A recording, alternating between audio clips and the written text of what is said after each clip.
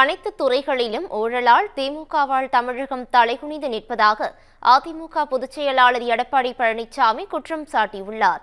நாமக்கல் மாவட்டம் ராசிபுரம் பிரச்சாரத்தில் பேசிய அவர் இவ்வாறு கூறினார். இந்திய அளவில் பல மாநிலங்கள் இருக்கின்றன.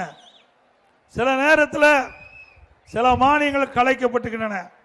ஆனால் இந்திய நாட்டிலேயே ஊழலுக்காக கலைக்கப்பட்ட ஒரே அரசாங்கம் திமுக அரசாங்கம்.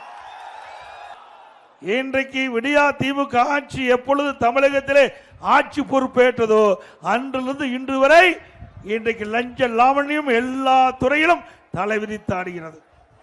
இன்றைக்கு சீர்காழி அரசு மருத்துவமனையில் அந்த மருத்துவமனையில் ஏழை குடும்பத்தைச் சேர்ந்தவர்கள் தான் அங்கே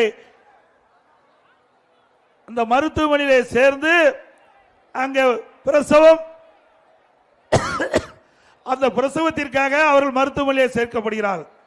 அப்படி 27 கர்ப்பிணி பெண்களுக்கு தவறான ஊசி செலுத்தி இன்றைக்கு உயிருக்கு ஆபத்தான நிலையிலே இன்றைக்கு பார்க்கப்படுகிறது. இந்த மாரத்தான் ஓட்ட மந்திரி அந்த ஓடிட்டு தான் இருக்கிற ஒழிய அரசு பொது மருத்துவமனையை கவனிப்பதில்லை.